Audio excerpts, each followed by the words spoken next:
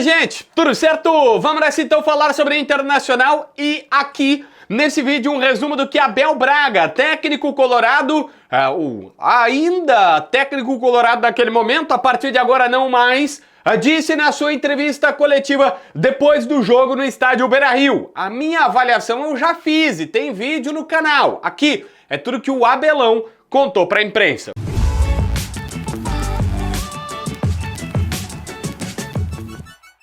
Bom, o Abel começa, obviamente, comemorando a conquista, né, que é quase um título, mas lembrando até da Renata Fã, uma das maiores coloradas que ele conhece.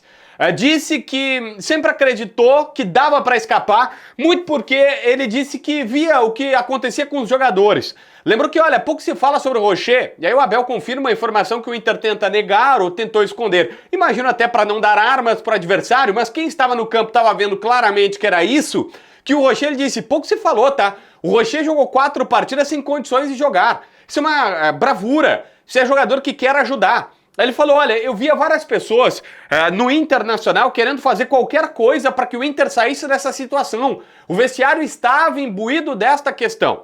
O Abel também pediu para falar sobre a família Dias. E lembrando que eles têm participação no Inter estar se salvando. Eu até discordo dessa parte, mas o Abel tentou trazer todo mundo para a festa nesse momento. E ele até faz uma situação dizendo, olha, o time é o time que a família Dias estava colocando. Eu apenas coloquei, os jogadores eram os mesmos, eu apenas coloquei o meu jeito de jogar, mas eram os mesmos jogadores.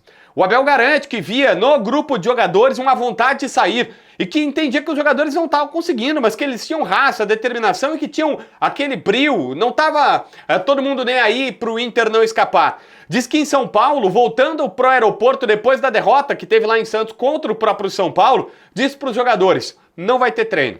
Era para todo mundo ir para casa, ele disse assim, vão para casa, vejam suas esposas, acalmem, descansem, fiquem tranquilos, porque ele disse... Era isso que eles precisavam. Em nenhum momento o Abel disse que fez cara feia para os atletas ou ficou brabo com os jogadores. Garantiu que o vestiário não era ruim e que o clima só estava pesado. Ele falou que a confiança estava longe. O que foi falado sobre o vestiário era mentira. Ele disse que não há um racha no vestiário do Internacional. O que tinha era um vestiário pesado por tudo que está acontecendo, por estar perto da Série B e por ter visto tudo que está acontecendo. Mas, por exemplo, um bastidor contado foi que nunca ele tinha visto tanta lágrima em um vestiário de futebol como viu nesta do estádio Beira-Rio depois do clube escapar. Que nem no Mundial de Clubes os jogadores choraram tanto a partir de agora.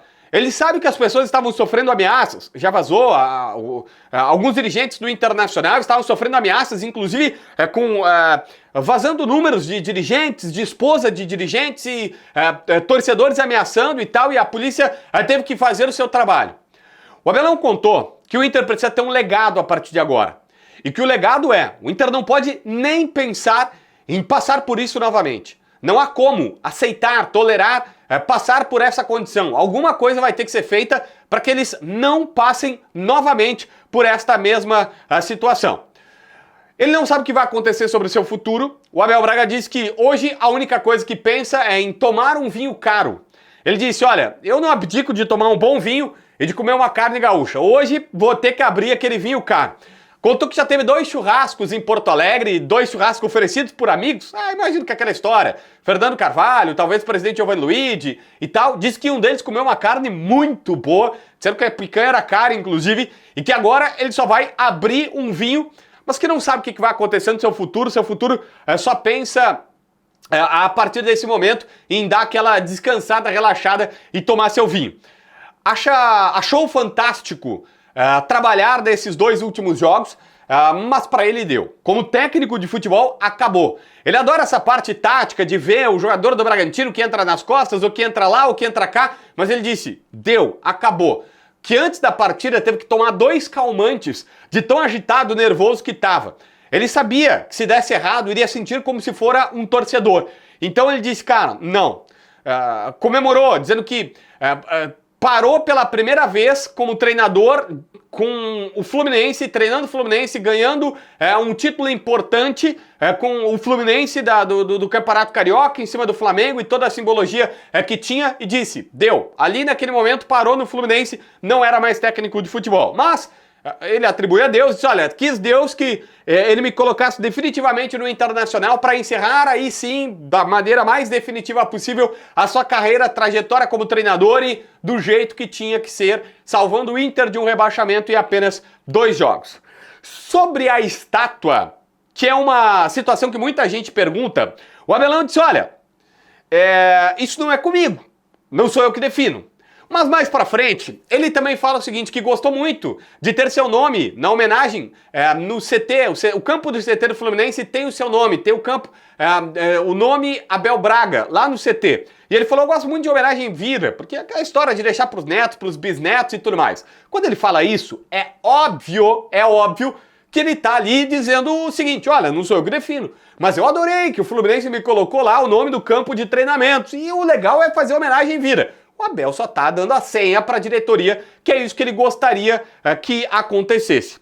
Aí contou algumas outras histórias, lembrou que quase jogou no Inter, quando o então dirigente Arthur D'Alegrave lhe telefonou para um dia depois que ele tinha assinado com o PSG, lhe telefonou perguntando, Abel, tu não quer jogar no Inter? Lá atrás, como zagueiro.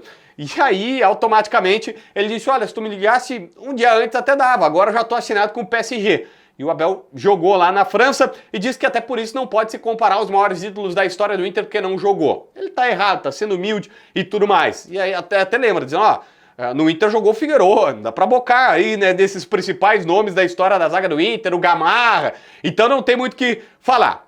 Garantiu, pediu pra garantir que não tem nada contra o presidente Barcelos, que não tem nada contra, ele disse, ó, eu tô aqui pra falar uma mentira, que eu tenho alguma coisa contra o presidente Barcelos, e que o ano passado quase veio pra cá, só não veio porque na época ele tinha recém sido neto, ele queria curtir um pouco mais a família, tinha questão de viagens, enchente que abateu Porto Alegre e tudo mais. Gaveta do JB aqui, o Abelão sabe, eu sei, os jogadores da época sabem, o Abel, quando ele ficou magoado por não permanecer, por não falarem abertamente para ele sobre o Miguel Ramírez, ele espanou o presidente e o vice na época na rodinha depois daquele fatídico jogo contra o Corinthians. Mas ele mostra que está superada a situação, fecha parênteses aqui.